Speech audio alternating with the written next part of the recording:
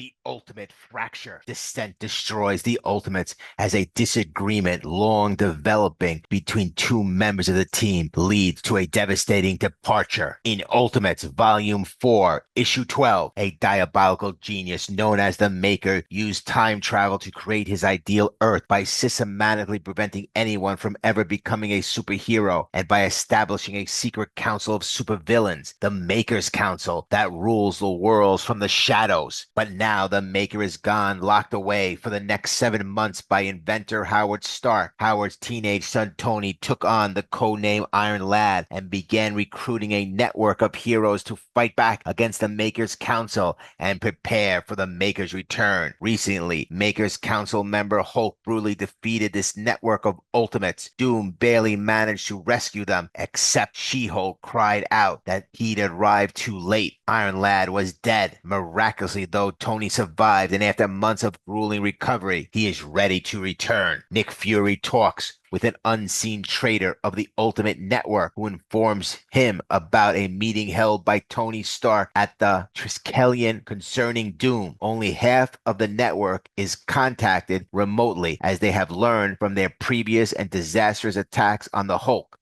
Nick Fury is basically an LMD, life model decoy robot who believes he's real, but he's actually a tool of the Illuminati. Of course, the Illuminati being the group brought together by the Maker to effectively rule in his absence. This is even more important now because the Maker is locked away. In the Ultimate Universe, 1 year, issue 1, we learned that Nick Fury has a traitor inside the Ultimates. At this meeting, the traitor explains what happened. Tony and Doom show everyone footage of the Hulk and his immortal weapons slaughtering the Ultimates. The Ultimates had tried to make their move on the Ultimate Hulk, who is leading member of the Illuminati. In the Ultimate Universe, Hulk has conquered the 7 capital cities of heaven, mystical cities that unite in the tournament of the Iron Fist. Hulk has become the Iron Fist himself, possessing its power along with command over the immortal weapons, each with unique and formidable abilities. It appears they killed the Ultimates. Those who participated in the attack on the Hulk are left shocked as they all had nightmares that mirrored the footage. The Ultimates are never all in one place at the same time. Iron Lad says, "This is just a nightmare. Tell them, Doom. Tell them or I will." With Doom initially unwilling to explain, Tony reveals what Doom told him. After fusing the Immortus engine with his nervous system, Tony used it to catch up on the events he had missed, as the engine allows him to see through time. When he looked back at the day of their defeat at the Hulk's hand, Tony saw 2 versions of events. One where Doom teleported the Ultimates to safety, and the other where he didn't, leading their horrific deaths. The deaths were horrific, and this is a huge revelation because one thing to remember is that the Immortus engine was essentially built by the Maker and Doctor Doom. In this universe, there's an entire origin story where the Maker sabotaged the original trip of the Fantastic Four, then trapped Reed in a room where time passed slowly, torturing and tormenting him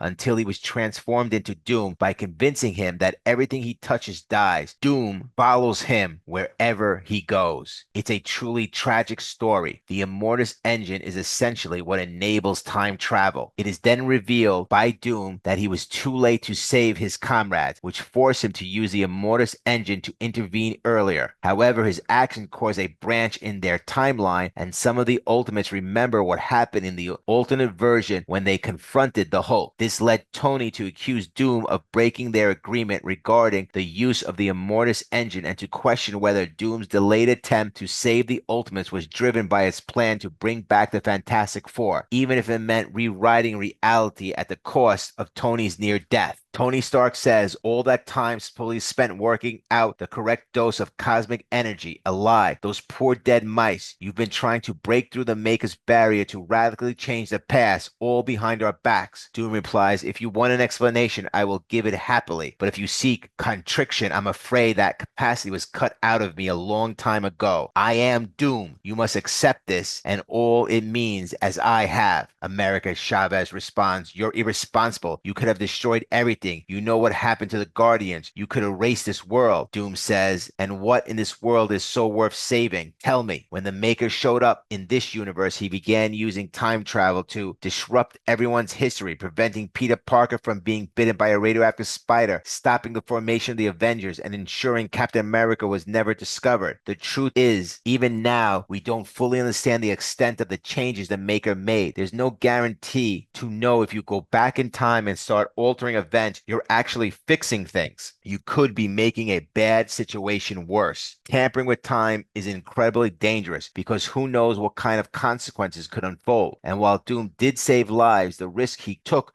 by interfering was massive. In doing so, he may have set Earth or even the entire universe on a path to destruction. Ironically, the death of the Ultimates might have been the fixed point in time that needed to happen. Now that it didn't, everything could be far worse. Doom defends his actions by reminding them their mission is to fix the world, and he did that to save his team. He elaborates that it was not easy to travel back in time, as he had carefully avoided to uncreate himself from time in order to precisely save everyone. He was only able to arrive at the time where Tony was badly brutalized by the Hulk. Ironlad says, "Just tell me, Doom, is that why you pulled us out after I was crushed, after the Hulk almost killed me? Were you trying to cover your tracks?" Doom replies, "Is that really what you think of me?" Tony Stark adds, "I don't know what to think. It just seems a bit convenient, doesn't it? I'm the only other one who could have understood what you've been doing. Why else would you let that happen to me?" Doom responds, "I tried, Tony. It wasn't just separate space times. I had to save you without uncreating myself or the version of myself. The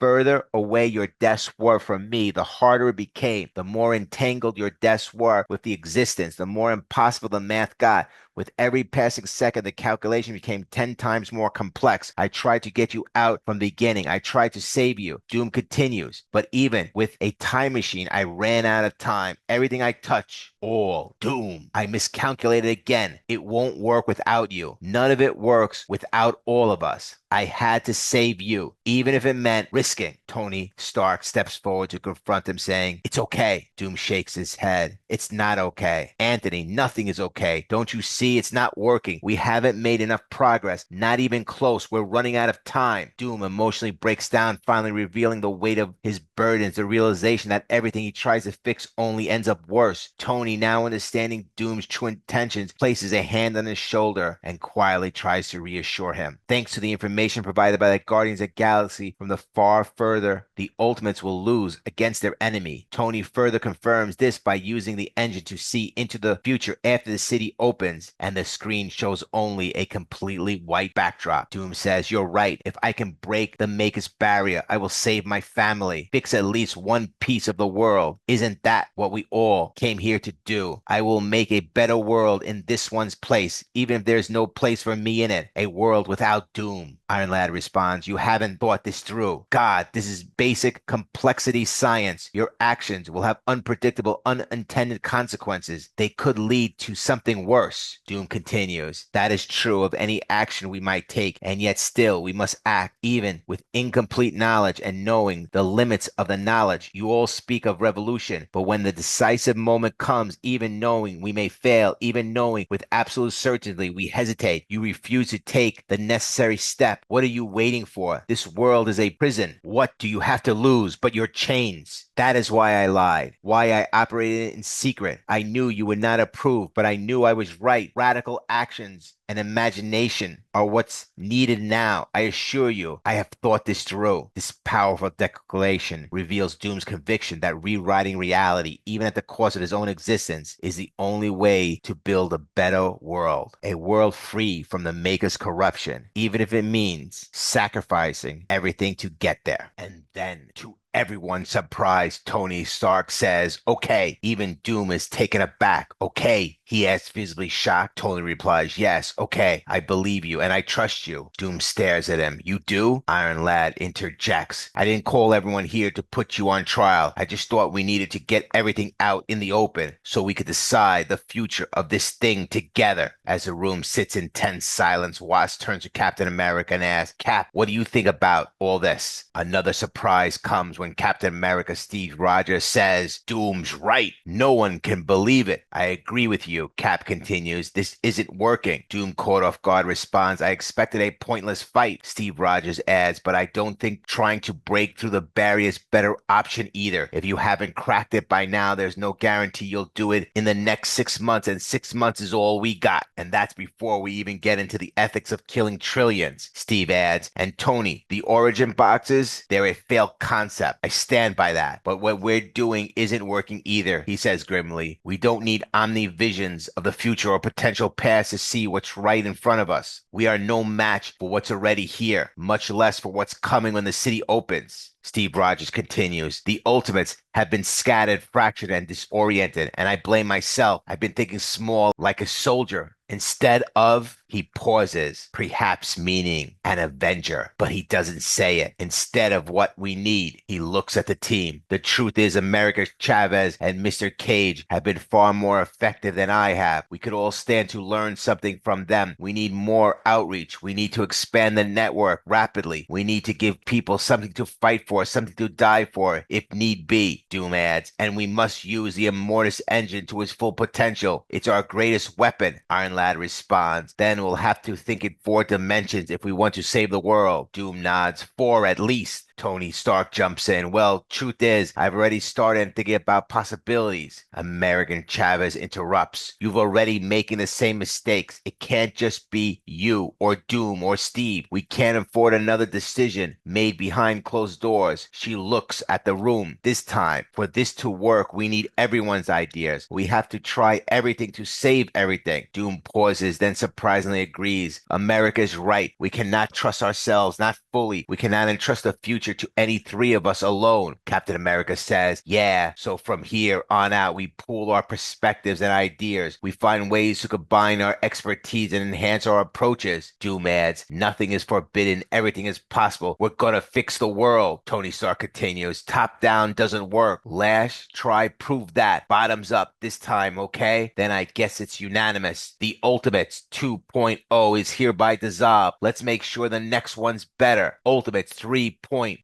So who wants to go first? Who is the spy in the Ultimates working for the Illuminati? How is the Illuminati always seems to be one step ahead? We return to the Triskelion, to Nick Fury, now director of H.A.N.D. He remarks, all dead, huh? Shazam, it didn't stick. Present company excluded, of course. The traitor is revealed. Janet Van Dyne, the Wasp. She confronts Fury. Listen, Fury, you made insurances. Fury replies with cold confidence. Then rest assured, I'm a man of my word. When the time comes, and the time will come, you and your husband will be spared, Miss Van Dyne. So long as you tell us everything, you have my personal guarantee. Now you better get back before Hank misses you. He tosses in a casual cover story. We put groceries in your car for your alibi. Try the feta dip. I hear it's good. And yeah, thank you for participating in H.A.N.'s informant program. We'll be in touch. This confirms what was alluded to earlier in Ultimate Universe 1 year in issue 1. The Wasp has been the hidden traitor within the Ultimates, an inside source feeding the Illuminati their every move. 6 months remain until the Makers return. Next, Ultimates, Volume 4, Issue 13.